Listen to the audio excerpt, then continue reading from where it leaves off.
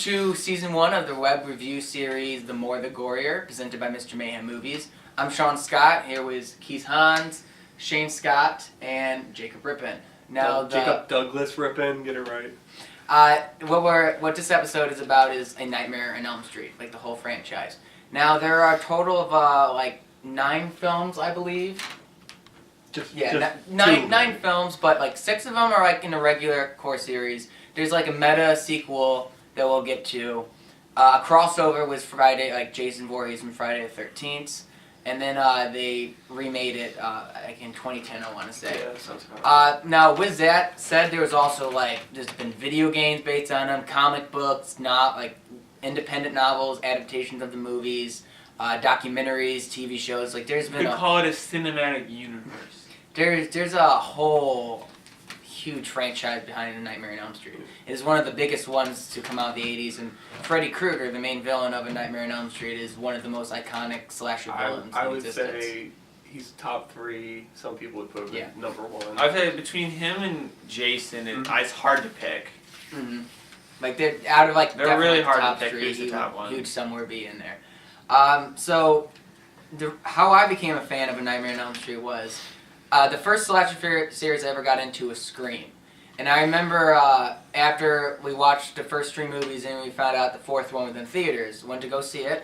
And then I don't know if it was right after that, but it was sometime after that, our friend James, who's not in this review, he brought over this exact copy, the thing of Nightmare on Elm Street 5 through 8, which had Freddy vs. Jason on it. And he showed us Freddy vs. Jason.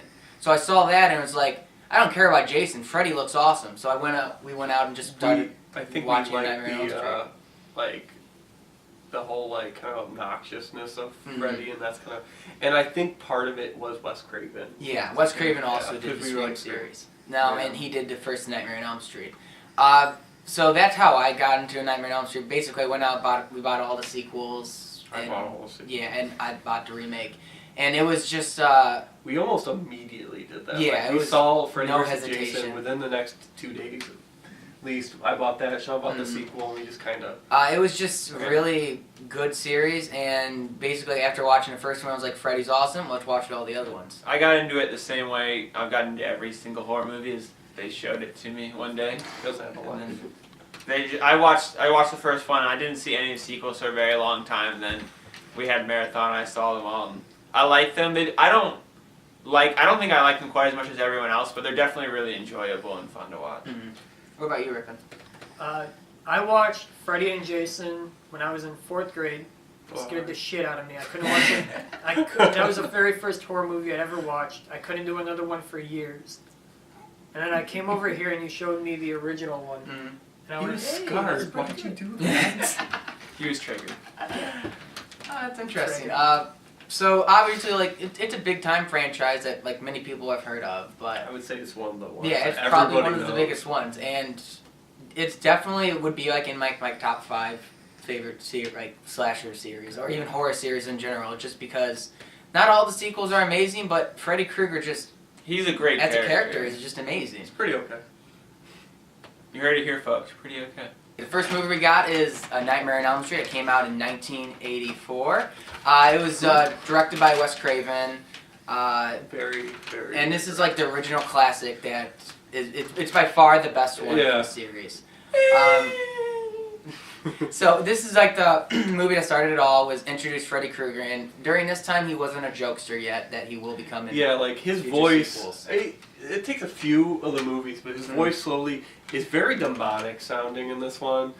I mean, then as he goes on. Yeah, he either got bored with it and stopped doing it. He's very minimalist, unlike the sequels where it's Freddy's the He center did of occasionally attention. have a catch. Yeah, but not really This one, he's more of the central fear that they're trying to avoid rather than the character you're kind of rooting for. So it's Freddy Krueger is a villain in this one, played by Robert Englund, who will continue to play him through all the sequels. So basically the plot of this is Freddy Krueger is a child murderer that was burned alive by parents. Vigilante justice. By all these parents of the children that he had murdered or was going to. Was he from murdering the them spring or burial. molesting them? In the In this original, one? he was murdering them. Okay. Weren't they originally going to do molesting? Freddy Krueger was originally a child molester, but it was changed by Wes Craven because there was like a string of child molestation cases in California around the time that this was coming out and being made. He didn't want to spawn a new Freddy Yeah, he Krueger. didn't want to like be accused of exploiting. And that. the thing is, apparently murdering children is better a lot than better molesting. than molesting them. That's a discussion for another video. Yeah. So anyways, he's someone who comes. It doesn't explain much why yet, but he comes and visits the children of the parents who killed him in their dreams and kills them that way. So if you die in your dreams, you die in real life. Very classic, thing that you see that spook. I think it everywhere. came from here, though. I Yes. don't think it. This is they like the made it original, up. like you go in your dreams. I know So, Wes Craven said he got the idea because there's this guy, it was like Taiwan or something, or China, it was one of the places, they kept saying, if I go to sleep, I'll die. And then eventually he went to sleep and he died, and they found like a little coffee machine next to his bed, and that's where he says he got that idea from. And then the look-wise, he remembered in his childhood, he looked out his window that looked like down like an alley or near houses, and there was like a guy rummaging through some trash, who then looked right, and he swears looked straight up at him into his eyes. And then, so when Wes Craven got scared, and he, as a kid, he just ran away. But that image of what the guy was wearing is similar to what Freddy Krueger ends up wearing. So when you get scarred as a child, He you makes for good horror movies. So So- Rippin's on his way. Plot-wise, it focuses on Nancy as the survivor girl, this one, played by Heather Langenkamp. And then her dad is the police chief, played by John Saxon, who was a big staple of... he was in a lot of big-time movies back then. Anyways, it's basically her and her friends who are trying to survive. But mainly, her friends aren't too important. They're die fodder. for- they die. One of her friends, her boyfriend, actually is played by a really young Johnny Depp. Very attractive. Yeah. Before he was famous. Yeah, So and he dreamy. wasn't particularly good Dreamy. at. So, anyways, she basically learns that Freddy Krueger was like a real person. He's coming to kill me in my dreams, so I need to take care of him. So she thinks of the thing where, because she like woke up with his hat in her hand. So if you touch him and wake up while touching him in your dream, you bring him into the real life. She booby traps her house like Home Alone style and Hardcore, yeah. tries to bring Freddy Krueger into the real world to defeat him. So what do you guys have to say about this movie? I just think it sounds so cliche, but that's because it made all of the cliches, so that's not a fair thing to give it to it. I just really liked how they, I like how they made Freddy serious in this one, even though he is great when he's funny. I just like how now he's this just threat, and instead of people trying to, instead of people like finding a safe place, like in most movies you escape the killer and you go to a safe place, there's nowhere safe from him. And I think that's the coolest part, that there's nowhere to be safe, and that in order to confront him, you have to go to where he's the most powerful, which is like kind of different from the other. Yeah, that's a very killers. good point. Because you think about it, you have to sleep. It's not Yeah, like you can't get avoid around. him forever. You have to go to sleep. So it's inevitable that you're gonna have to confront him. Also, it has that iconic bathtub. Yes. That's iconic. Yeah, it was like, him coming out of the bathtub to get Nancy when she kind of falls asleep. Is this the one where blood shoots out of the bed? Yeah. Yes, That's also iconic. Other set pieces. Johnny Depp gets sucked into a bed and blood just geysers out of it. It's like one of the bloodiest scenes I've ever seen. I think they did that where it's actually the room was completely upside Yeah. down and they dumped it That through, would make sense. but the camera would then They just glued a bed to the ceiling. pretty much. It was just Awesome. it was actually like on a That's awesome. rotation thing. Oh, that's really That's really clever. that's a good effect. And then let's see, what is some other good set pieces? There's one point in time where he rips open his shirt and you see his chest and he just kind of scratches his nipple and green slime and Yeah, they're It's kind of not showing really- how demonic It's he not really is. a nipple though, because it's not creepy. yeah, but it's that, not but it's in sexual. that area. It's just yeah.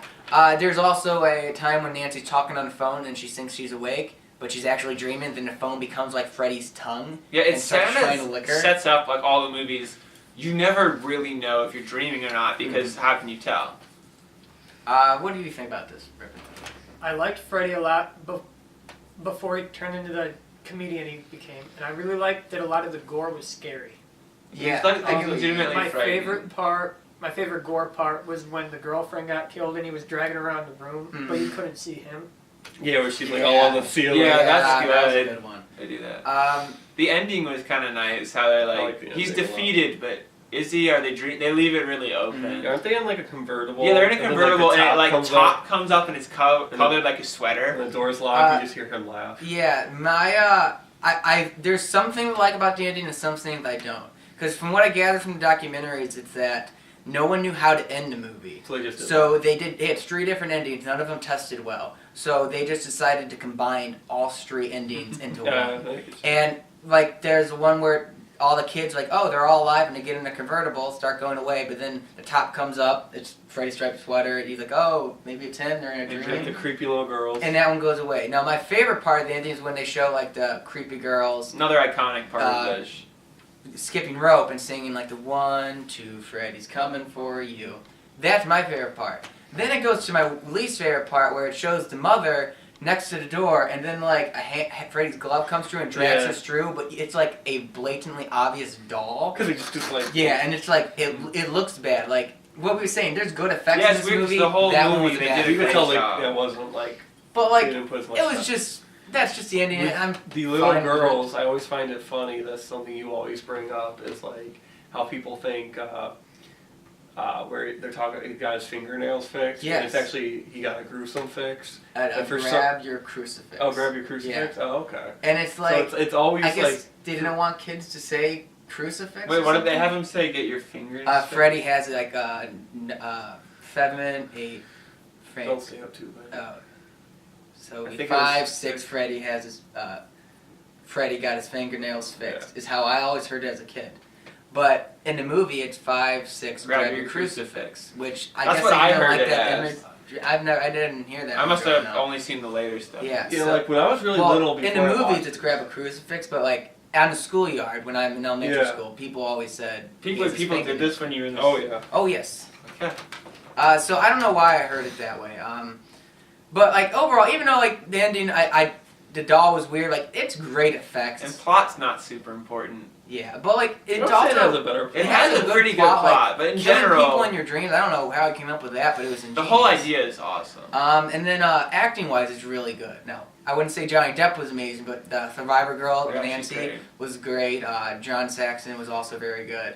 And then I would say like some like the other friends too, like the one Rippin where it gets dragged, she gets dragged like across the top of the room. Like there's a lot of good acting. in this Yeah, I movie. actually with that one, I liked how the boyfriend's like watching, Mhm. and then he runs away because he thinks he's going to get blamed for it, and he And he does, does. and then he gets killed in the jail cell. Mhm. I really like that. So there's a lot of like inventive kills. Like when it's in the dreams, Do whatever can you get want. away with a lot of stuff. And they would definitely like go to much more comedic levels with sequels, was what they do. But you had a good point, Rip. I'm like, this one like it's scary. It tries like the gore is not in a It's not a comedic comedy. way. It's very horrifying. Okay, so after the first one, they came out with another sequel a year later called A Nightmare on Elm Street 2: Freddy's Revenge. This one, it takes place in the same house that like Nancy was in the first one. It's kind of the connection, and then obviously New Freddy family. comes back. But it's a new new family. Not much like continuity wise. Like there's continuity, but like it's one of those you like don't need to know what typical for happened. this time period. There's like little throwaway like Yeah. nods, but there's They're it's not too concerned about continuing a story. Now, I'll just short like rundown of this one. The new family moves in there, and the young kid starts having like visions. Like Freddy starts visiting him, and he like instead of like Freddy like trying to like outright kill him, he's trying to use this kid as a vehicle to reach other people. It's like a possession. This was the almost. most- It's like a new power. This just felt real. This one was just uncomfortable. Yeah, and Yeah. there's like a set piece at the end where through his body, Freddy like wants to come into the real world, unlike the last one, and it's at a like a cookout pool party with a bunch of teenagers, and he just kind of goes around killing them, which Might is call it a very. teenage wasteland. It's a very uncharacteristic of Freddy, just going into the real world and just going around. It butchering felt Yeah, it people. more weird. like almost like a Jason type deal. Yeah, that's So, what it was. It's kind of hard to like describe the plot because there's not like a lot there. He uses this kid as his vehicle to to kill other people. I would say the most important thing about this movie to describe it to someone is that it's extremely gay. And it's not like we're being like cool with the term. It's gay. No, it's a gay, gay gay. movie. It's like purposely there's homosexual tones. There was like on purpose. there was a point where there was a board game in the background Called Probe. called Probe. That was on purpose. Yeah. There's a part where the kid gets his like gym teacher. Yep. And He in meets the his gym teacher at a gay bar. Yeah. So like this might have been one of the earlier pro-gay horror movies. It was literally supposed to be just like I'm not even sure why. It didn't serve the plot. And like, but when the gym teacher was in the like tied in the locker room, and this kid's just like whipping him and getting off on it. Freddy like came in there and is whipping him, but like water's flowing in the shower. Gym teacher's tied up, completely naked, and whipped to death. There's also like this really weird dance that the kid is doing alone in his room that it just comes off very homosexual. See, the thing is I have with this is I don't care if there's gay stuff in movies, no. but when it's just like oversaturated. It needs to serve a purpose. Like if it's just If there it to have it. It was just unnatural. obviously somebody wanted to put in the movie, so they just wrote the movie around the gayness. What I like about it is that it sets it apart from the other movies. I can remember it, and two, it's so much to the point it's funny. Yeah, like the whole whipping in the shower was really funny. It just felt weird because nothing like that occurred in the first one. Or ever again. Yeah. It's like a total anomaly, but it wasn't that bad. If this happened nowadays, people would be like putting Freddy's face on like gay pride banners and stuff. I mean, because they latch on to stuff like that. The one time a horror movie accidentally got put in a gay category on Netflix, and Babadook. Babadook is now a gay mascot. That's all it takes. That's all it takes. So like this would be, but like the thing is most people they probably seen the first one and maybe randomly like one of the others. Probably Freddy versus Jason. But like most people have not seen this. Yeah. Like personally, it's one of my lesser favorite sequels. It's not my least favorite, but there's like a lot of sequels I like. There's a lot 2 or 3 that. ones that I like way It more. had some I think good kills. I don't really none jump out to me. And Freddy isn't quite a Joker yet. No, he's still He's got on the his demon way. voice. Yeah, but He's gay. He's gay. I'm yeah, assuming. kind of. It's kind of like Freddy is like the manifestation of this guy's like Repressed sexual homosexual urges. And the thing is, it never. You want to actually, get deep about it. The one thing I get with it, it's so gay, but at the same time, they don't talk about it. Like, no, they never outright mention anything. They just it's there, and I guess it's just normal. He's here. He's queer, but we're not gonna bring it up. It's It was don't ask, don't tell. It was weird. So honestly. some other thing that I've noticed is Clu Gallagher is a guy who was in a lot of horror movies from that time. Come to mind like Return of the Living Dead. He played like the guy running the warehouse, and then he went on to be in the movie The Feast. Just Feast. The Feast. Some Very to watch. Yeah, it's very good horror. very good movie. Yeah. Anyways, he's a guy who was in it. He was a good actor. I don't remember anyone else in particular, but I do know there was like a really good opening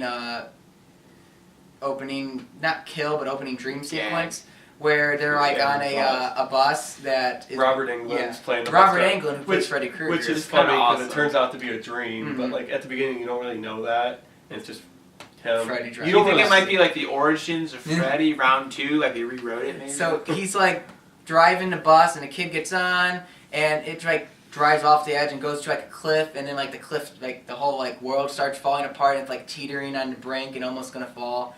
That's like the good thing about Nightmare on Elm Street. They have, because it's a dream, you can do whatever they amazing want. stuff, and like it was a really good effect too. It was a memorable way to open it. Now the movie afterwards is a little weird, but I mean, I wouldn't say it's a bad. Not Still bad. worth a watch. It's worth a watch, especially if you like horror movies. The gay part's not really a problem. It's just it's weird because it would have been better if they kind of talked about his repressed sexual urges, Or like it was mentioned or the that first he's gay. one. I think that would have actually helped the movie, but like putting so much gay but not talking about it, I felt like kind of hurt it because All they needed was a couple lines. yeah, just talk about him being closeted or gay. Then I think that would have been better. It's just the whole don't oversaturate and then not talk about it. yeah, that's like weird. honestly, it could have been like a good subplot to factor into the Yeah. movie, but like it just wasn't Wasn't there. mentioned. Which, in a way, I kind of like because it's It was hilariously weird. Yeah, it like comes who out does really that? funny. But that's not a good reason to remember it. Yeah, so, it's just like I would say with the gay thing, it's Yeah. just like it's not a negative thing, and Mhm. I know we say offensive stuff, but like I would honestly say just go Yeah. with the gay, and it would have been okay. It wasn't Love supposed win. It wasn't supposed to rhyme, but like just not talking about it Mhm. made it funny because it was just like you watch it the first time, and we've read stuff about it, that's why we know that that's what they were going for. But it Yeah. starts to pile up. Yeah, the first time we watched it, we were like. It's kinda weird. Is he gay? Did they do this on purpose, or were they just? By the end of it, you're like, They had. wow, To. that was Yeah, a like- lot. I'm not positive, but I think the actor who played Is the gay. kid He's is gay. He is in real actually life. gay. Who plays Freddy? No, Yeah. not Freddy. The I guy don't who know. played The thing kid is, in this I movie. don't know if he was out. I don't think he was at out. the time. Maybe which is this weird. was Just his cry for coincidence. help. So overall, like the movie, it's not the best. It's like not one of the better Freddy movies, but it's not like as a slasher movie. It's definitely like pretty good. What'd you think of it, Shane? It was pretty okay. I would say it's a lower okay, but it's still in the okay. So like it's okay, really okay, and kind of okay. But this is and pretty low okay. This is like low okay. Yeah, okay. So next one we got is A Nightmare on Elm Street 3: Dream Warriors, which came out in 1987. Now this one saw the return of Wes Craven, who had not he had nothing to do with the second movie. And this one he didn't direct it, but he co-wrote it, and you can definitely kind of see some of that there because it's not only a much more coherent film than the last one, but it's just a much higher quality. Yeah, like a return to form. With this one, it features Freddy Krueger obviously tormented people. It takes place at a mental institution, and there's a bunch of kids there who were there because they tried to commit suicide. But really, it's because the stuff from like Freddy is like really weighing in on them. So like they experience Freddy in their dreams, and it's just a lot for them to handle. But everyone else just thinks that they're crazy and want to kill Yeah, themselves. and the whole mental institution lends back to the idea of, is it like actually happening? Is it real? Or it's like in the first one, second one, you're more inclined to believe them, but now they have a history of being crazy, so it kind of helps lend to the fact that people aren't believing what's happening. Mm-hmm. So to go off that though is this seems to the return of Nancy, played by Heather Langenkamp again. So she became like a psychiatrist. So she comes on as an intern at the institution, and she like instantly believes that like Freddy is the one tormenting these kids, because no one else believes what they're saying, Which not is even their main doctor. Very reasonable, Yeah, though. this But wouldn't happen she in real helps. life, but because she like understands what they're going through, she's like inclined to believe what they have to say, and that's how she works with them to help defeat Freddy. Now, this time they consider the kids in the mental institution are considered like the Dream Warriors, because they're able to manipulate what's happening in their dreams to help level the playing field between Freddy and them. And that opens up like a new thing where in the first one, there's like Freddy controls the dreams and you have no power in there, but this one shows that the dreams is just a separate like dimension and you can also have power in there. It's not just Freddy's. Now, they all have like a specific superpower. yeah, there's like the wizard kid. It's kind of like the first Avengers movie. It's one way to look at it. So, with that, like, not all the Dream Warriors end up making it out alive, but there's actually like a good amount of them survive, so it's kind of weird, because for a slasher movie, there's actually quite a bit of people who survived this one. Mm-hmm. Now, with that being said, Nancy, along with her father, John Saxon, comes back. Both of them do not end up making it out of this movie. But it's a very fitting end, Yeah, it's I would not say. like Kirk. Yeah, it's Yeah, not like it's Kirk. Not the terrible Captain Kirk. And also it's not like how some horror movies bring a survivor role back just for the sole purpose of offing her in the intro scene. Like she has a role and It's almost the way like she does is good. Yeah, it's almost like horror movies, like that somebody survives and then they look at it as like a loose end that I need to get rid of. Yeah. And then, but like this was a very good It was a death fitting for end. her. I mean, it was like you said, better than Captain Kirk's like You're retarded demise. It was it was better than bringing back the Survivor girl in the second Friday the 13th. Just died right in the intro. Immediately Better dies than in the that. intro. So this one, like, it cares about, like, the Nancy character instead of just, like, throwing her away.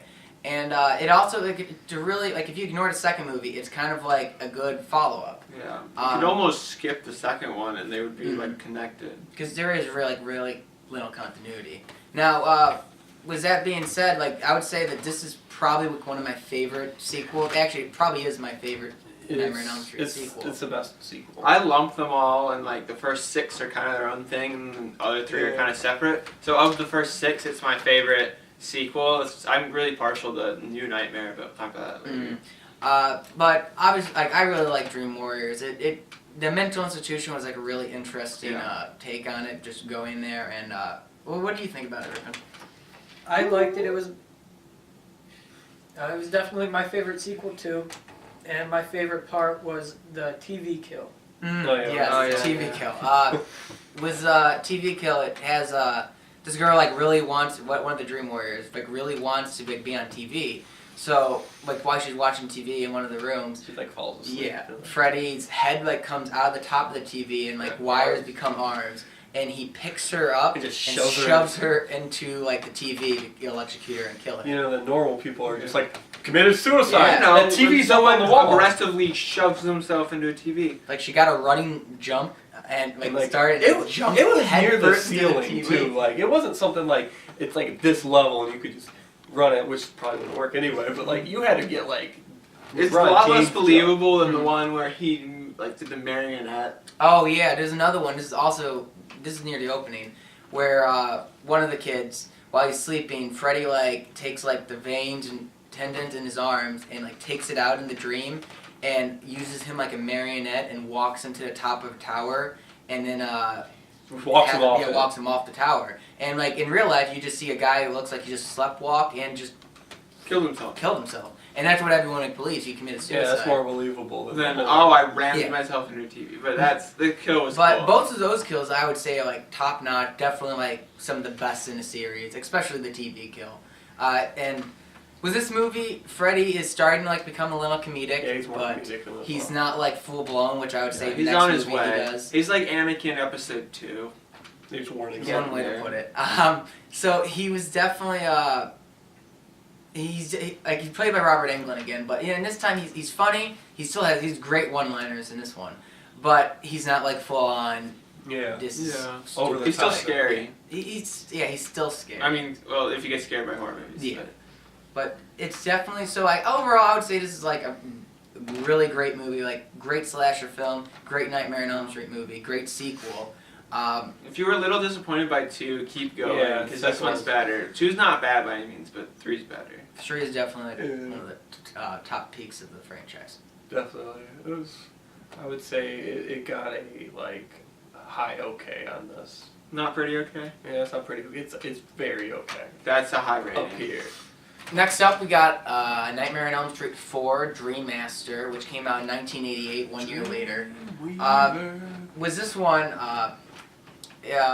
This is probably, I think, like of the original series, like top like commercial peak. I think it made the most money out of the original run. Which is weird, because it's Yeah. just kind of in the middle. So there. this is like Well, the, that's typically what you get though when you have like a really good movie before it. A lot of times you'll have a better movie And it and peaks. the other one makes more because people are like, that was so good, I'm gonna go shoot. And another thing to think about is like in the 80s, Freddy Krueger was like all that. He was He like was marketed Yeah. like crazy. he He was was on like like the he was on Hannah lunch Montana boxes. of the 80s. One way to put it. He was like be on lunch boxes. I think like his TV show was going on during this time. Like this is like the top commercial peak in the 80s for They exploited the crap out of Yes. this stuff. But not like they exploit casting couches. yes. Harvey Weinstein. So that's why so this one made quite a bit of money. Now, plot-wise, it sees the return of three of the three surviving Dream Warriors from the last one. It starts with two of the guys actually end up dying very early on, because Freddy is in the last movie. He was like his remains were found and buried in this abandoned Junkyard. junkyard, and so one of the Dream Warriors, the main girl from the last one, who's Kirsten, who's been recast, but it's still the same Boo. They character. do that fairly often in horror movies. Yeah, I'm not a big fan of recasting people. Because they've never done it mid-movie. Yeah, well, Maybe. so anyways, with this girl, she was like the head Dream Warrior, and she like accidentally in her dreams releases Freddy from his grave. Oh, that girl. I remember it. To me, this is like the funniest way to revive him. In her dream, she calls like a dog to walk by and like piss on his grave. That wakes him up. It's like, Well, And that is to me the funniest way to bring back a serial Jason killer. gets electrocuted and it's like a Frankenstein thing. Yeah. This one's just like, pissed on his grave, now he's gotta get back. you've never seen that happen before. That ammonia. Ammonia's very powerful. So Freddy gets up and like immediately kills two of the two. Does he other kill the dream dog? It was the warriors. black I don't one? know. The guy that... Yeah, that one. He was, King yeah, Fahd I was didn't one get of to my say this favorite last Dream time. Warriors. He's my favorite one from the last one. And like, they bring him back just to kind of kill him off at the very They kind of did beginning. the Survivor Girl thing. We were Yep. like proud of them for not doing in the last movie. Yeah. So they killed those two off quick, but they did keep the main girl from the last one, Who was Kirsten, recast. alive long enough. However, she dies halfway through the film. Yeah. But which to me it actually worked because Yeah, they it did worked. they That's like they had respect for her, and then like she like passes the torch on kind of to her friend Alice and kind of like gives her the power, Dumb looking glass. Nintendo power. Nintendo power. They give her The Kirsten torch gives is actually Alice a power glove. we'll get to that. We'll get to that. Kirsten gives the power to Alice, so Alice then kind of gets like the Dream Warriors powers, but she doesn't like understand how to use them. So Reasonably so. yeah. So she starts accidentally bringing her other friends into her dreams, where Freddy can then kill them. So she inadvertently starts causing all of her friends to die. Ha! Now Women. she then like takes when her friends die and she then like kind of uses like special gifts they had, like one person was good at karate and uses that kind of stuff, and then like she compiles it together to become the Dream Master to take on Freddy at the end. Now that's like That the sounds basic like plot. that just sounds like a bad video. It just game starts plot. to Yeah. get real like psychedelic. It's just But like it's Dream, so you gotta it fight the works. final boss, so you have to collect all these powers, and then you become the Dream Master. It might as well be Link fighting with the Master's sword. But. So what did you think of this one, Keith? I mean, it wasn't quite as fun as as enjoyable as the third one, but it had some interesting, like, ideas, the whole combining powers thing and all that, and, no, this is where they all start to blend together for me, so I enjoyed it, but I can't say there is anything stand out. Freddy had some good lines, but There were some good kills. there was some fun stuff, but nothing really jumps out as me as Yeah, like, remarkable for the series. These, the third, fourth, and fifth, all in a way run together. I have to really think to kind of, because they all have Dream in the title. Yeah. and It's I get that dreams are a big part of the Yeah. whole series. Kind of the but, crux of the series. Kind of. But it's like the whole like superpower, like you have powers in your dream. That whole thing is kind of there, and then so, It is like a continuation of the Dream Warriors. Like, you can it's feel almost it, like but just a one plot. That actually kinda with expands. 3, 4, and we'll get to 5. There actually is kind of like you An can arc. see the progression Yeah, of there's the a story, and we'll story- get to 5. It's just that they have to defeat him in every movie, so that Yeah. does kind of hamper the progression. So Yeah. obviously they defeat him in this movie. He ends up not being defeated in the other one, but at least they don't revive Freddy by having a dog piss on him again. Yeah, I mean, Creative. you could definitely was come up creative. with better reasons to do it. But What did you think, Rippin? I liked it not as much as I did 3, a lot more than I did 2. I would say that's Yeah, it was our opinion. definitely a good movie. Not the best one, not as good as Dream Warriors, but it was like as a Nightmare on Elm Street movie, like it continued to trend well. Yeah, it didn't like have a severe drop off in quality. The only like standout kill I can remember is there's like a girl who's like afraid Sure. of bugs, and he like slowly makes her turn into like a cockroach, and then Freddy like Like the has Fly. has kind of like that, has like her like, in Or like like cockroach trap and to just Charlie in squishes the it, Chocolate Factory, Guts where go she everywhere. like turns into a blueberry. Becoming So Sort a of lot like that. sort of becoming a blueberry. So in a way, anyways, it was decent movie. Definitely Freddy at his commercial peak. He's a complete joke this time around, but definitely a good sequel. Not the best though. I say it would be mid-level okay. That's pretty. It's pretty accurate. The next movie in the series was The Nightmare on Elm Street 5, The Dream Child, or just Dream Child. That was released in 1989, so this is like the end of the 80s for Freddy. It's definitely the beginning of his commercial decline. Now, plot-wise, it sees the return of Alice, who was the Dream Master in the last one. She like was her boyfriend now, and she gets pregnant. So Freddy is trying to reach her again, by going into the dreams of her fetus. Fetus dreams. Doesn't she see like a kid that's supposed to be her kid? Mhm. And the funny thing is, that kid is a creepy kid from the beginning of Jurassic Park that the one guy like scares the crap out of with raptor stuff. Yeah. And he's so unsettling to me. I can never get over the little scene they have where she's at the doctor's office and then you zoom in on her fetus. There's a little Freddy in there floating around, like swimming in like in the uterus, I guess, with the fetus. It was a very uncomfortable. It's very uncomfortable. So there's not like much else I can really say about the plot, but he like reaches her that way. Freddy kills like everyone else like around her, and she has to, in a dream, team up with her fetus to defeat Freddy. The fetus is a child, though, right? Yeah, It's not actually a fetus at that point. In the dream, the fetus is personified as like a little child. Like That's a creepy little kid. Which is Yeah. Which is slightly better than being personified as a fetus. Yeah, and then you also see at one point in time, at the intro, it shows like the backstory of Freddy, how his mother Amanda Kruger got pregnant. She was working at a mental institution, and she gang actually raped by like everybody. She got locked in. Apparently, they have just mass holding cells. She got locked in one on accident. I don't know how. And it was like 100+ crazy people. And one of them's Robert Englund. Yeah, That's a cameo. Yeah. I don't think that they're trying to imply that Freddy Krueger raped his mom to be born. But his dad looks just like him. Baby.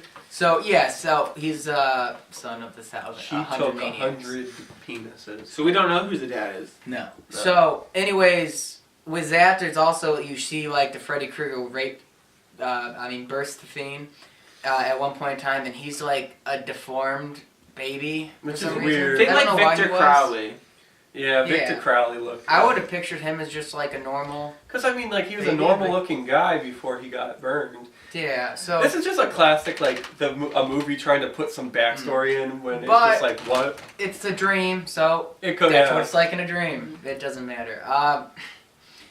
I would definitely say I didn't like this one as much as 4. It definitely, Yeah, it started to go down. It kind of goes like 3, 4, 5 in a downward. Yeah. They're still like good, but they're still Yeah. like downward. So There's a lot less to remember from this one. Like one thing I will say that since they brought back Alice, it was a Returning continuation. Of So the it's a first- legit sequel, not just another Yeah. Freddy.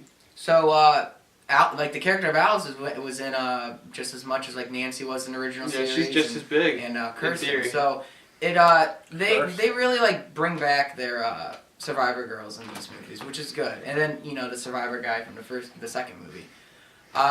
So anyways, but he was kind of a dandy. So what did you think, Rippin?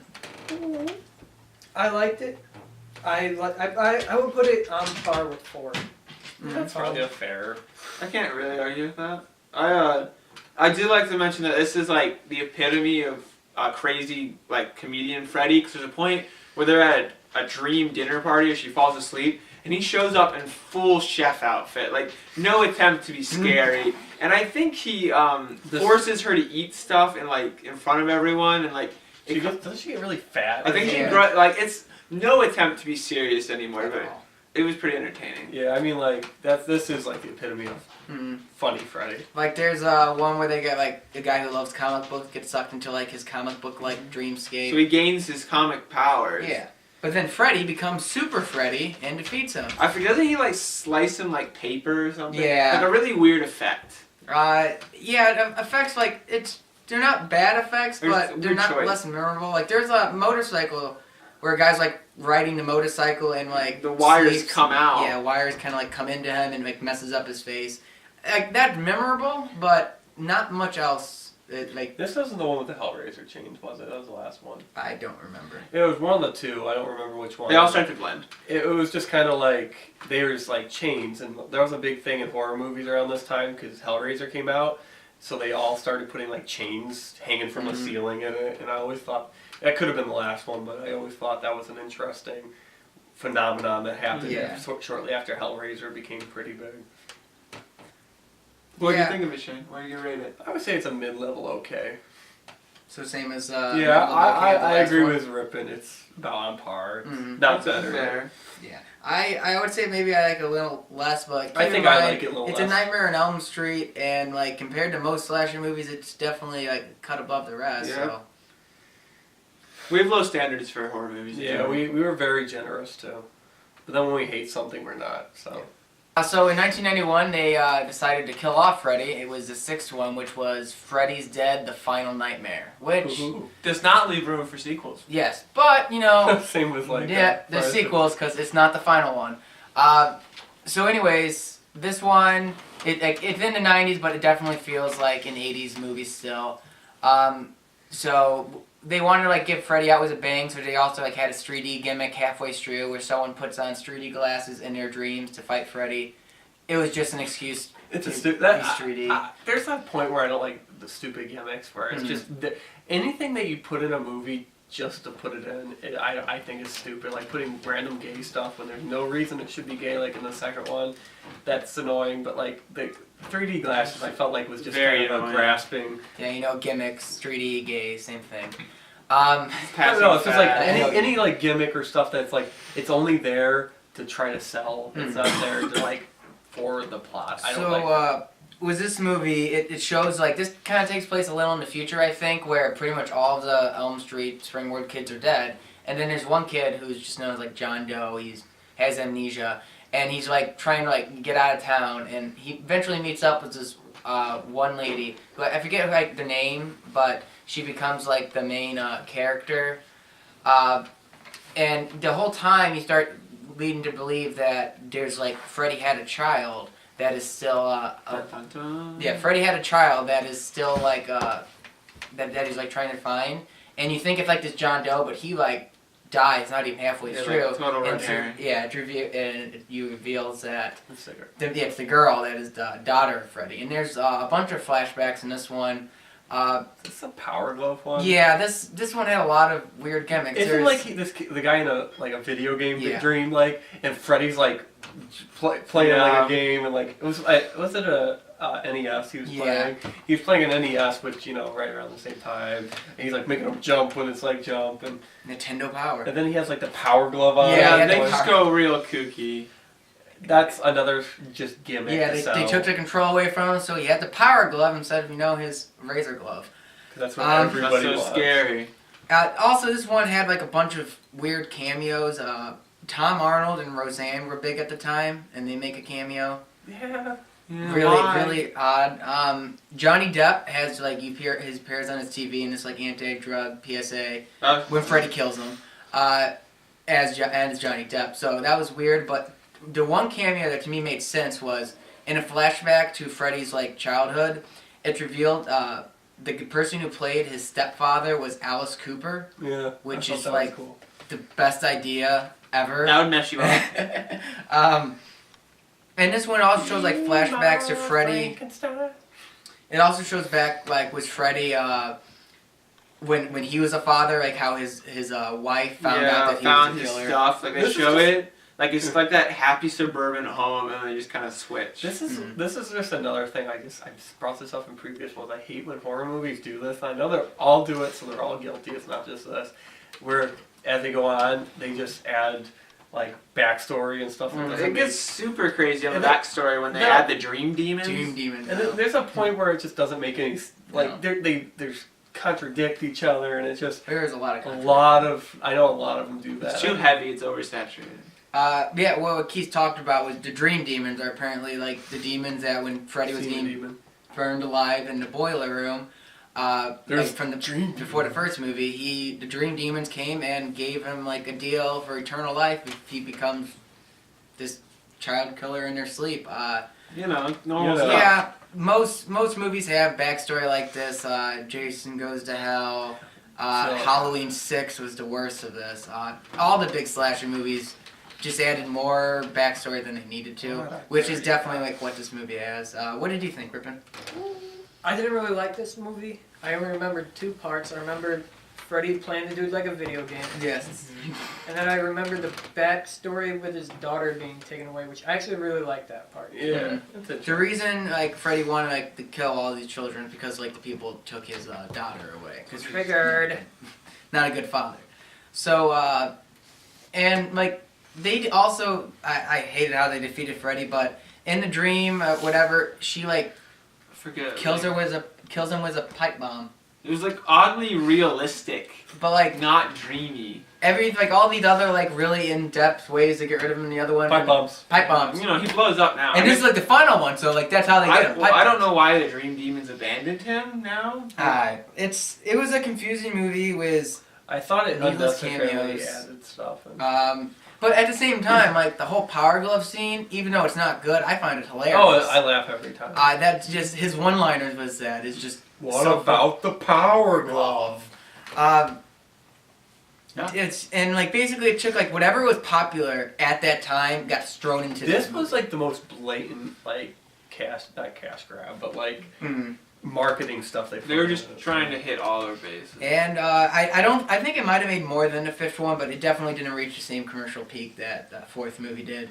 I would say I probably liked so far I like this one the least. I think I like number 2 much more than 6. It's iffy for me. But I think I agree with that. But it's really there's not much to like about it unless you like really just loved like the Funny Freddy, which I do. If you like Funny Freddy, It's enjoyable. He has a lot of good lines. But I know when I first watched, I was really just watching it for Funny Freddy. I wasn't. Yeah. Funny Freddy. That sounds like a kid's show. I'm Funny Freddy.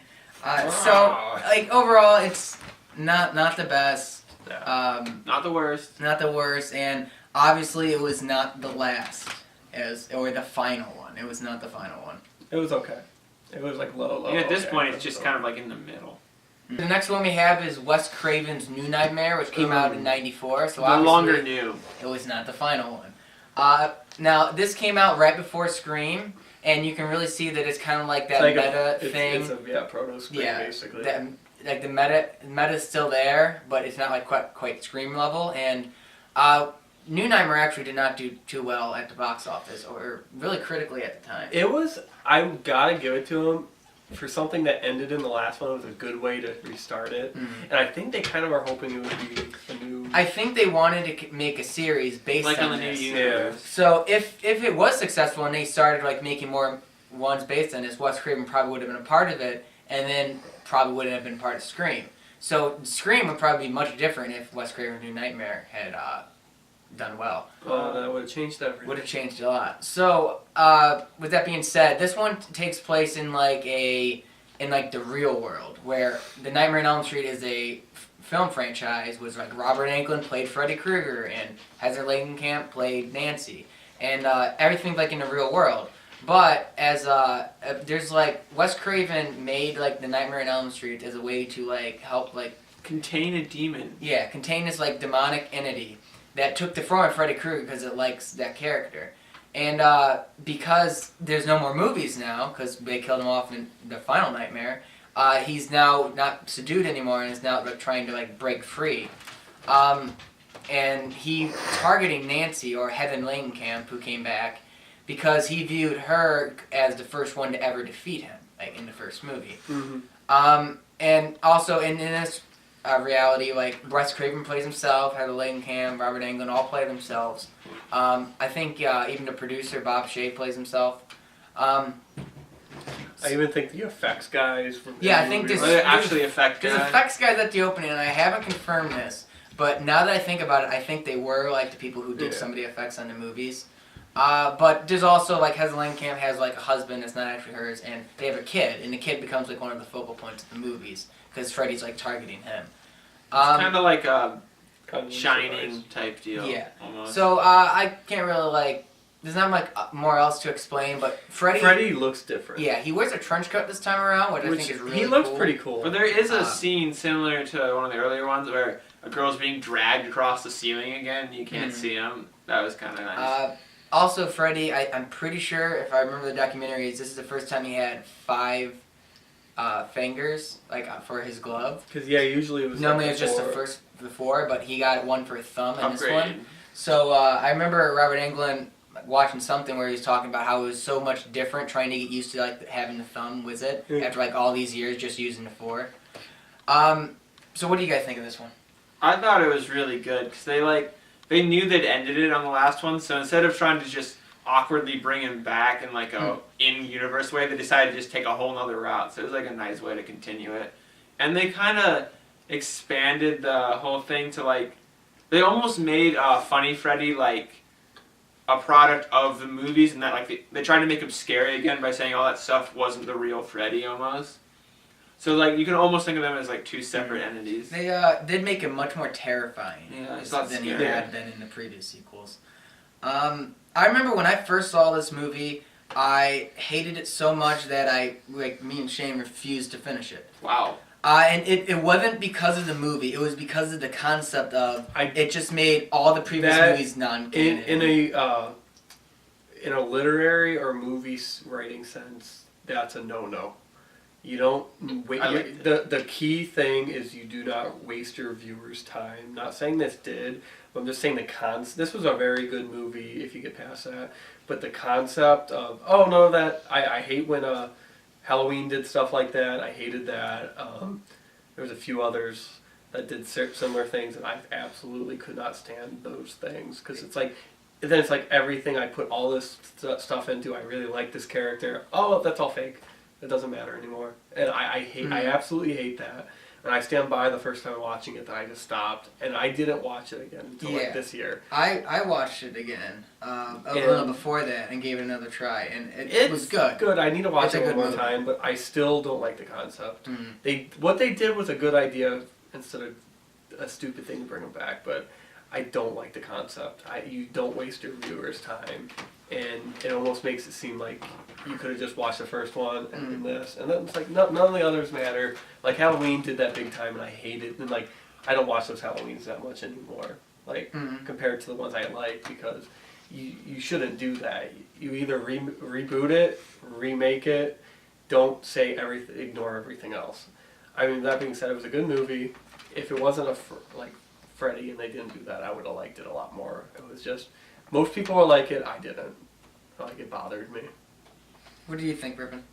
I'm right with you guys. I didn't like it when I watched it the first time.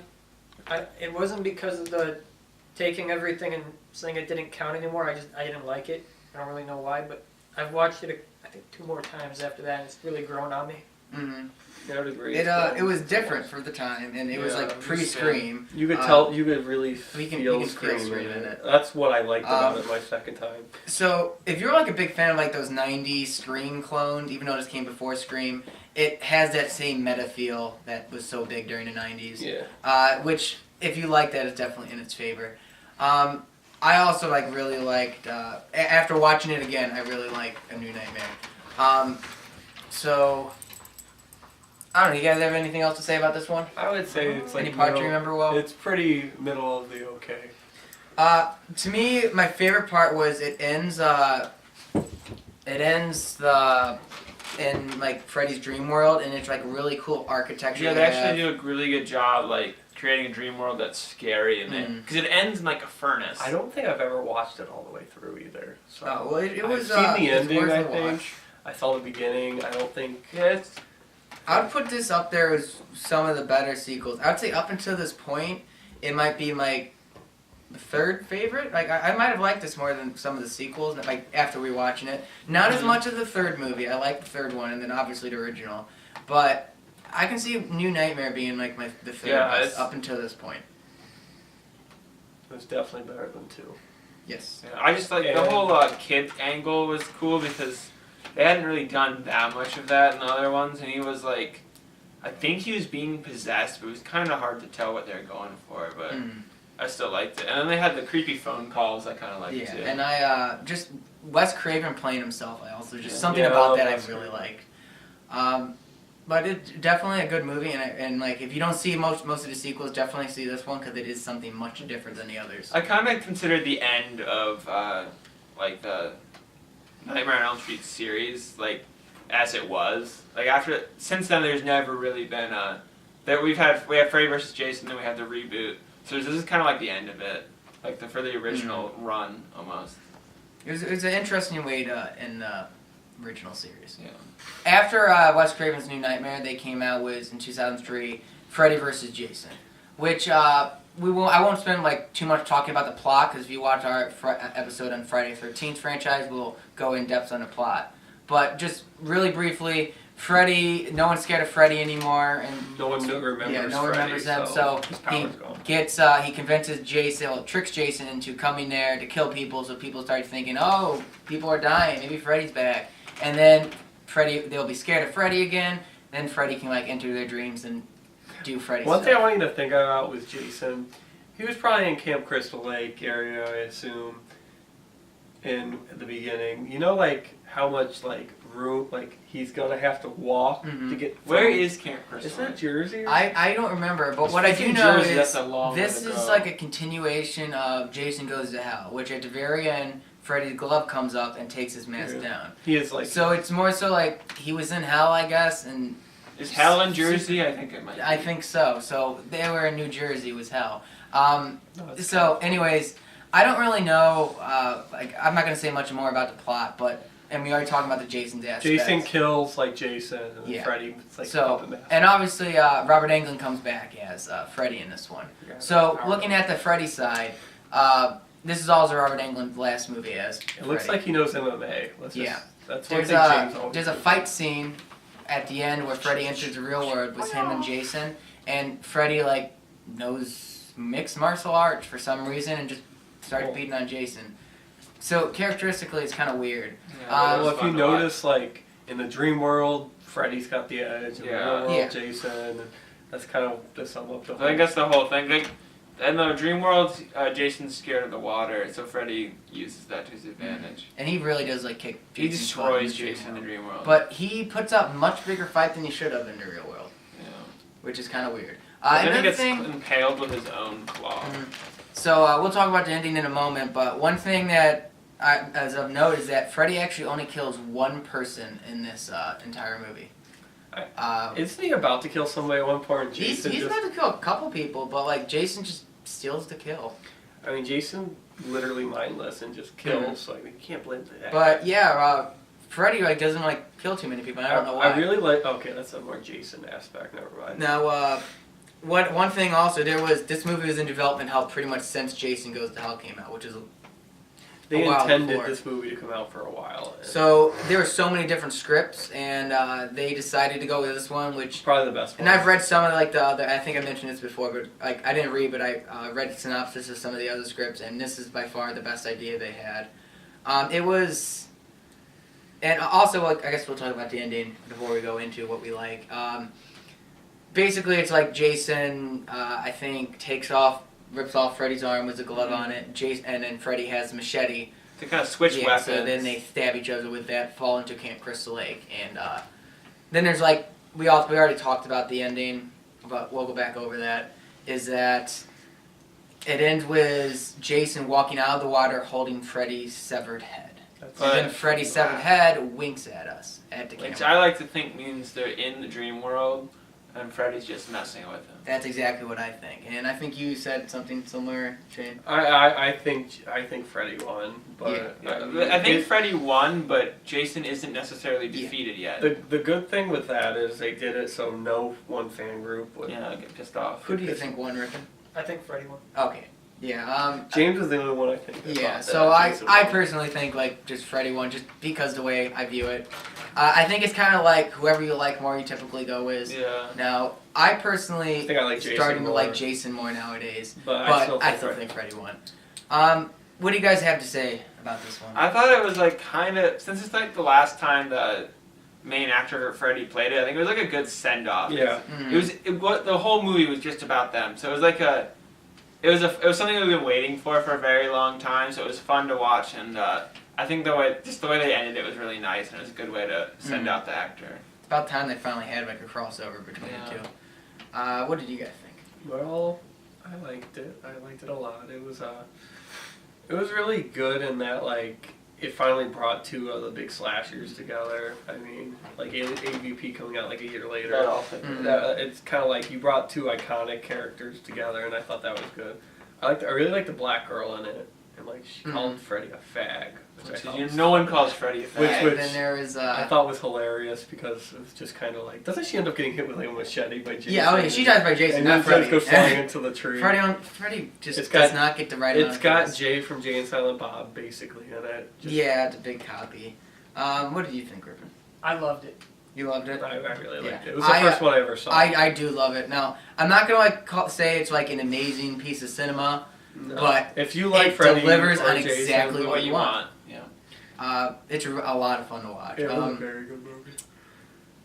Yeah, I don't know what else is there to say besides like not like a great movie, but it's definitely like one of the better Nightmare on Elm Street, one of the better Friday the 13th for that matter. Yeah. And it's just overall a fun like kind of send off for both of the series. It was actually the very first horror movie I ever watched. Really? Yep. Oh, well, that's interesting. I was 8 years old, and I had to stop at the beginning when Jason killed the dude through the bed, Mm-hmm. and I couldn't watch another horror movie for years. So it's card Rippin. I didn't see it until like It was 2 months ago. Me and Sean, we were really into zombie movies before this. Basically, we watched Some of Ramirez. Yeah, a lot. Ramiro was like, so we were really big into zombie movies, and it was before Walking Dead, so we were before the trend got big. Hipsters. Yeah. We're hipster. And then like we accidentally got Scream, and then we got Screams and we really liked them, but like that was like the spark, but that really wasn't or that was more like the kindling. That wasn't the spark. Then we watched that. Our friend James brought it over. We watched that. Then we went out and bought these, and we're like after these we had to go watch Friday the 13th.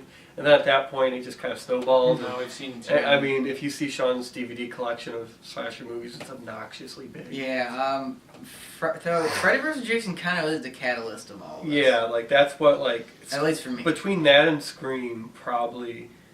Without one, I don't think it would have been. I think it needed both, and with both, it caused Sean to own like hundreds of slasher movies. What is like the most memorable part from this movie? Can you guys think of? It has to be when they switch weapons, because I mean, sure, it's one thing to grab someone's machete, but then he switches that glove weapon by literally ripping his arm off. So I thought that was really cool. Yeah, I thought that was my favorite What part. was it the bed scene for you, Rippin? Either the bed or when Freddy turned Jason into the little kid in hell. Yeah. Oh, yeah. In their in like a dream sequence when he's surrounded by water, Jason That was just, a good scene. comes. It's like Freddy's manipulating him and is using like his inner fears. I guess he has fear of the like water. deep down, like I think I always look at it as Subconscious. subconscious fear, because he's in water in movies and he doesn't care. Dr. Freddy, Dr. Freud, And could then be the same person. and then like the bed kill we talk about is just Jason just comes up like stabs a machete and then like folds the bed.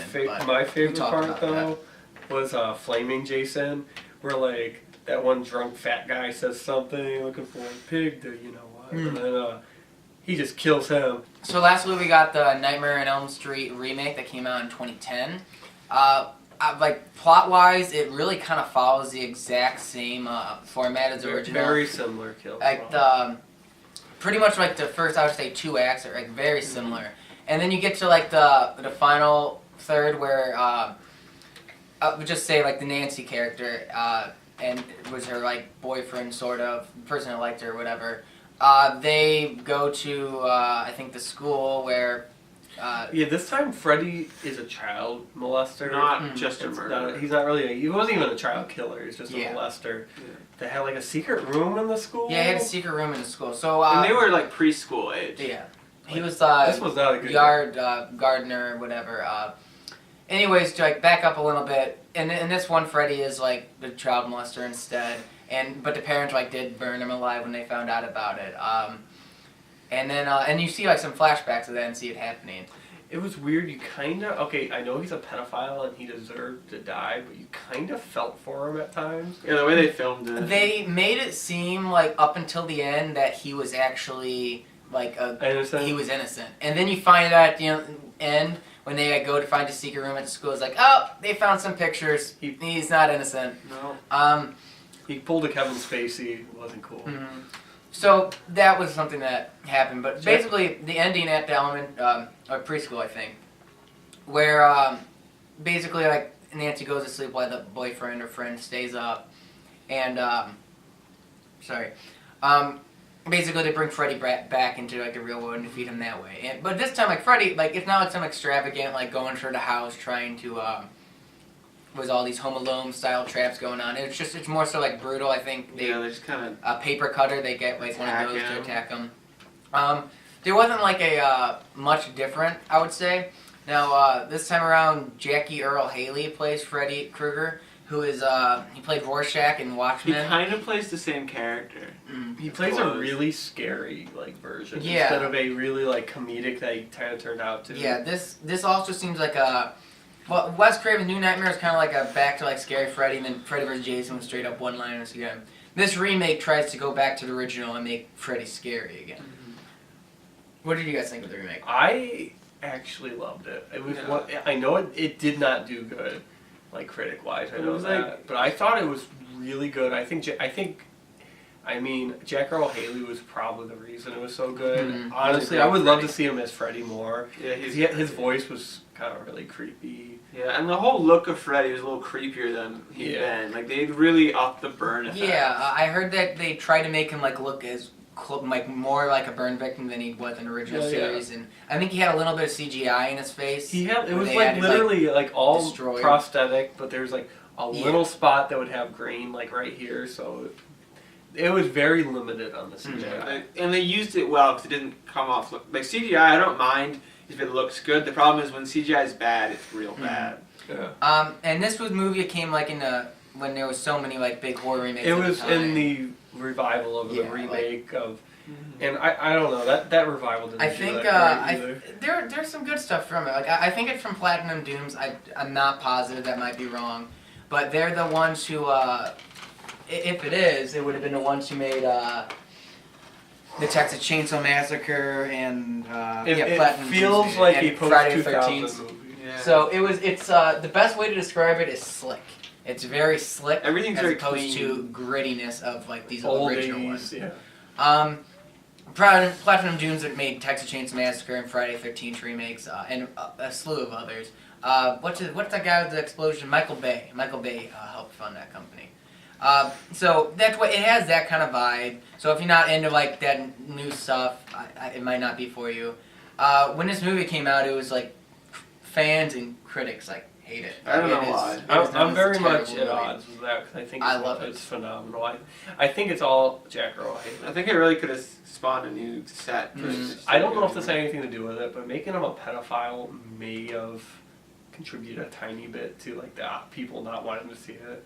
I don't think that like a detail like that would be like this movie is the worst film ever, because a lot of people do not like this movie. I would say it's not even close. I would say it's better than a good portion. And of if the anyone does comment on our videos, we Let us understand this know. is not like a common thing. Yeah, that's that why I'm people like really it, so stressing. you don't need to tell us how wrong we are.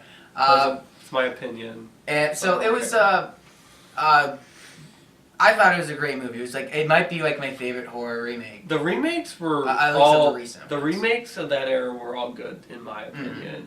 I know they did. I think Texas Chainsaw Massacre, like those ones have done That better. started it, and it Yeah. made a lot of money. And those were good, but like I know it's controversial. This and Friday the 13th, I like both of them. I think this is better than the remake of Friday the 13th, though. What do you think, Rippin? I loved it too. I think it was, like you said, the best remake. I like that they took Freddy back to horror, and not only that, but they took the gore. Yeah. back They to did up horror the gore. Rather They did than, have to gore. oh, that was a cool kill. It felt really scary again. Yeah. The only thing I would say is that since like they could use like CGI and all these computer effects now, I don't think that they fully utilize like everything they could have, because they could have made those dream sequences like the most trippy, They weirdest could have thing gone in like the the world. full Doctor Strange. This is But my, they didn't. But that's not saying it's this bad. is It my felt like the opinion for first one. slasher movies. Use as little CGI as possible. You need practical. The effects. problem with CGI and horror is that their budgets are small, and CGI on a low budget Yeah, doesn't look but good. like, don't get me wrong. I'm not saying I don't like practical effects. I'm one of the biggest proponents for I it. would say do if you can. In most kills, you can, and it just might be a little difficult. But Well, I'm not talking like the kills in particular. I'm talking like just the feel, like Yeah. all the weird stuff happening around. I agree. Like there's one time where I think is good where she like falls into bed and like falls through it, and then she goes right through the ceiling, but it's all like weird trippiness and falls into another thing, and like stuff like that is actually I think it's like blood that she goes through, and then into a bed, and then she's all clean. Like stuff like that, I think they could have done more of, because they couldn't have done a lot of stuff back then because practical effects just couldn't do it back in the 80s. Nowadays they can do more, and I'm not necessarily they could have done more than they did, but I'm not like hating on the movie. I think it was really good. Yeah, I think it's very good. I think it's honestly better than, but maybe not majority, but a good amount of the other ones. Yeah, I don't know where I would rank it, but like I love this remake. It's definitely better than some of the weaker ones of the. Yeah. So I don't get the hate. But like Jackie Earle Haley, I think was a very good Freddy. Yeah. It's definitely a missed He opportunity. almost has like a couldn't see Batman more. voice. He when he's does talking. kind of have that. Like Rorschach voice, I guess. And then here's just another like little thing that I've noticed because I really liked this actress. But there's a girl in this called Katie Cassidy, who's kind of like a modern day scream queen. She was in actually a lot of remakes, Black Christmas and When a Stranger Calls, along with Nightmare on Elm Street. Who she's in the Arrow as Black Canary, as that's kind of important. But she does a lot of horror movies from that time. So that was I definitely liked seeing her in another one because I think she's a good actress. Do you guys have anything else to include? No, I would just say it's a higher. It's pretty okay in the high part of the okay. Good I would say good movie. Good movie. Good movie. Good movie. Very good movie. Yeah. Great movie. Good movie. Now that we're done with the movies, there was also a TV show that was from 1988 to 1990 that was called really long title, Freddy's Nightmares and Nightmare on Elm Street, the series. And personally speaking, I don't like it too much. It's god awful. I tried to like watch the whole show to get ready for these reviews, and I can only get through about like 10 episodes, and it was like 40 something. If you watch the Friday the 13th review, I love Friday the 13th the series, and this came out around the same time, and it just feels cheap. It's a very low budget show. However, unlike Friday the 13th, this actually involves like Freddy Krueger. Is not only is he sometimes the highlight of the episode, but he is always in each episode as a small, as like bookends of each thing, and he's kind of like the one that influences everything. Very cheesy, like one-liner type stuff.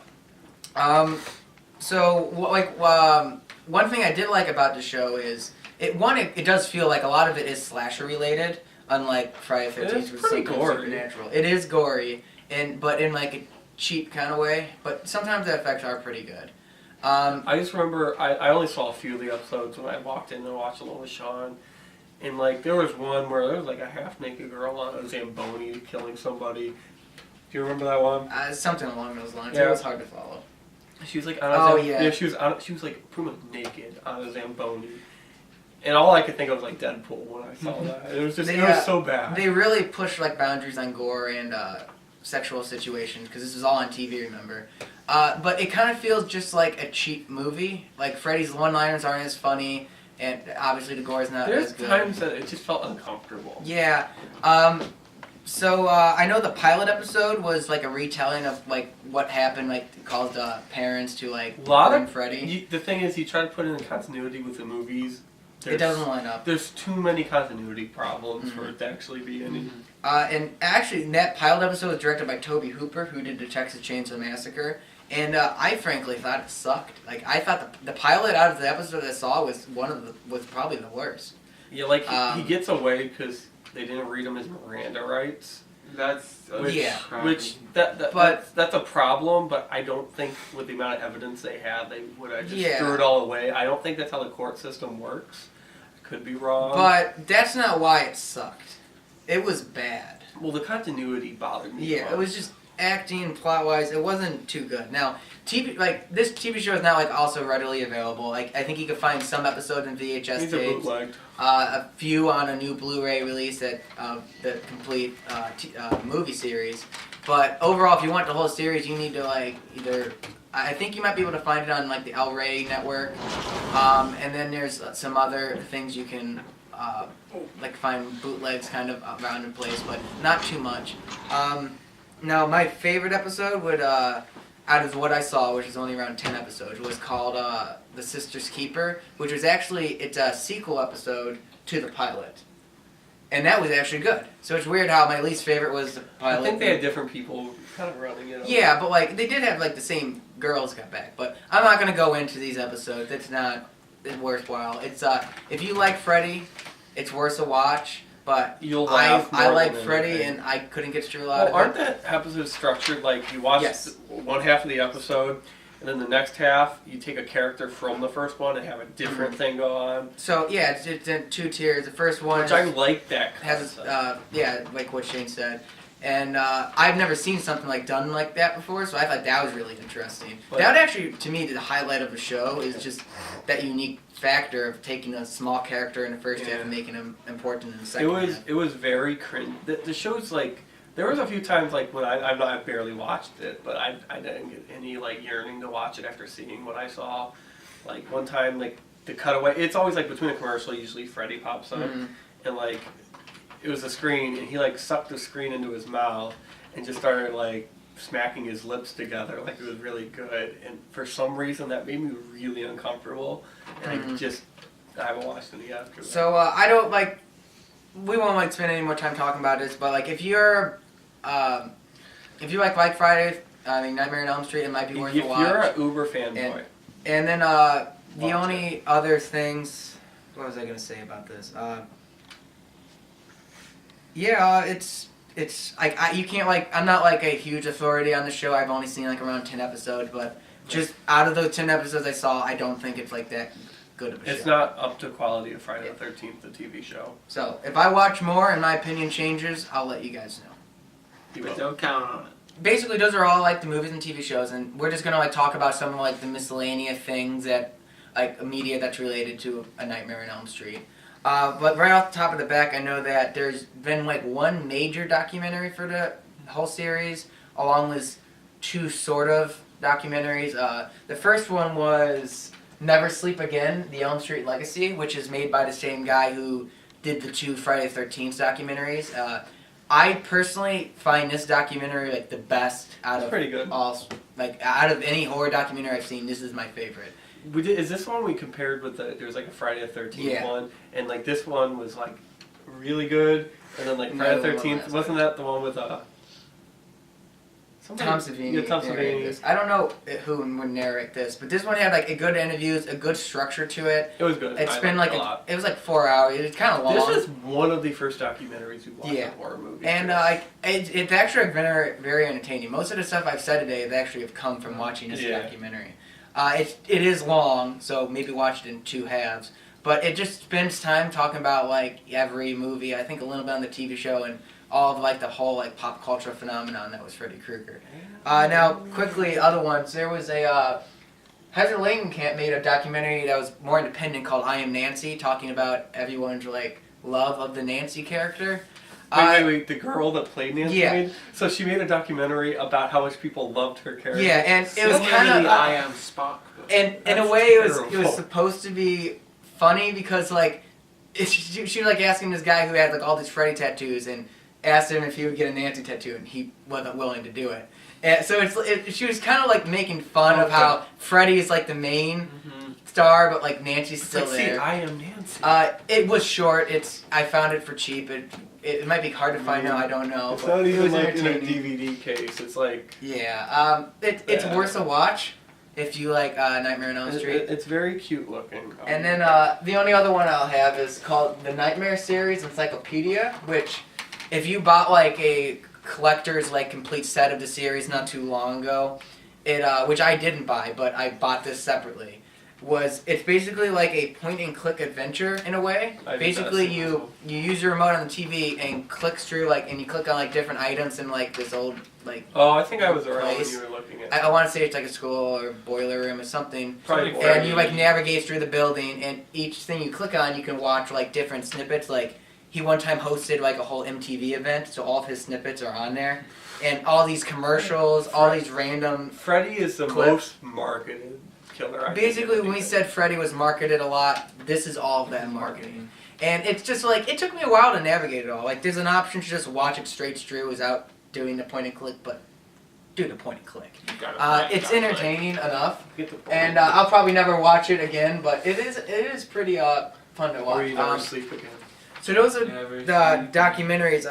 Other things that happened was there's been many comics, novels, and then both independent of the movies and adaptations of it. I just had this one small book. What's it called? Nightmare on Elm Street, Freddy Krueger's Seven Sweetest Dreams. That's just one of many. People like to write about them. Comic book wise, I think we talked about it in the last one, but there was a Freddy versus Jason versus Ash from the Evil Dead series. That would have been fun. And there was like 2 comic book series about They that. were actually wanting to make that into a Mhm. movie. That'd be awesome. So there's quite a bit. Like if he's been marketed as much as Jason was, and also there's like 2 video games technically based on Freddy Krueger. One of them was a really infamous one for the NES. Yeah. That a lot of people online probably know about this one, where it has really nothing to do with. Kind of like the Anything. Friday the 13th, same thing on the Yeah. It's like a crappy cat. I mean, if you want to know anything about those, I would suggest watching AVGN's Yeah. reviews on those. He goes really in depth with those, and they're really good. And here's another one I didn't know much about, but apparently there's also a much more forgotten one for the Commodore 64. Huh. From what I watched gameplay of it, it looked actually worse, but it like had characters from the movies Such in it. something. It was kind of like an adaptation of the 3rd movie, I think. It was the whole Dream Warriors, but it looked worse. So believe it or not, the most infamous one is not the worst. Yeah, the NES one, I know it's like you have to find his bones. It's basically, which one was that? Or the bones without the... I think that was the third Well, one. the 3rd one, yeah. They Yeah, they- and so it was probably made around the same I time. bet. And like all the bones look like dog bones. And, like, Yeah. Like I said, like AVGN watch that. But like yeah, it looked really bad. I mean, it's an NES game. It was probably made by LJN. It was. Yeah, so like, and they just made, Marketed by it. yeah, they made just crap. But like, you'd probably like it if you like Yeah. old NES games, I guess. Just And I would recommend not even looking up the Commodore 64. It's nothing special. And then this isn't a video game he's in, and I've never played it. But the game Dead by Daylight has an expansion where you can play as Freddy Krueger, and I think on Elm Street. No, not on Elm Street. I think in the elementary He's preschool. also shown up in Mortal Kombat. The Yeah. character. So yeah, he Mortal Kombat in 2009, the reboot. He's a playable character. And then Dead by Daylight, you can play as I him. think with Dead by Daylight, the reason they put it in there is because the Friday the 13th game was coming out, and that was their biggest competition. And this is me. I personally like the Friday the 13th better. I've watched and seen I gameplay from both, and So here's the thing that bothers me about Dead by Daylight. So they have like a map that's inspired by the movies, and they have a Freddy Krueger. What character from the movies do you think they would put in there as their protagonist? Hopefully Nancy. No. gay guy. No. Oh, It is Nancy's boyfriend from the remake. Different name from the original. that's weird. Nancy's boyfriend from the remake is the one they go with. That's weird. And I don't understand why. Like, that actually bothers me. It's That like a tickles missed my opportunity. But, you know, you be you. I'm not a big fan of Dead by Daylight. It hasn't interested me enough to play, but I bet it would be a lot of fun. If you playing like it, I'm with sure it's Freddy Krueger. fun. Yeah. And here's just one last thing is that this movie, Nightmare on Elm Street, was like remade in 2010 that we talked about. But that didn't get a sequel, and they were thinking of making a sequel, and It's been 8 years now. enough time passed, they decided to move on, and they are actually in very early planning stages of another remake. Because that's what you need after a remake. Yep, another remake. And if I honestly had to put my guess on it, it's gonna do just as good as the last remake. Probably. And then the thing is, a lot of times studios that don't appreciate these slasher movies put them out, and they don't get what you kind of want in a slasher movie. So that's just my guess. It could do phenomenal. I don't know. I mean, I'm sure we're years away from any fun, if ever. Who knows? Because you gotta take all this stuff with a grain of salt. There's so many times these horror movies you think they're gonna be made, and it just takes forever. Or they're made and then they just don't want to put them out. Yeah. Which is happening. Rippin, what would you think of having another Nightmare on Elm Street being remade again? It could be cool. Done right, Yeah, if done right. Mhm. I would like to see Jackie Earle Haley, right? Come back. Yeah, but Yeah. if they're remaking it, I want to say he wouldn't. I'm not really actually sure. Not who sure. did it. Yeah, I don't know what they would do is, but you never know. So that's pretty much all of the Nightmare on Elm Street franchise. What we're going to talk about. Do you guys have any concluding thoughts? As in general, they're pretty They're okay. fun. They're good. They're very okay. I like them. They are good movies. Very I okay. would put Nightmare on Elm Street in my top 5 slasher franchises. Very okay.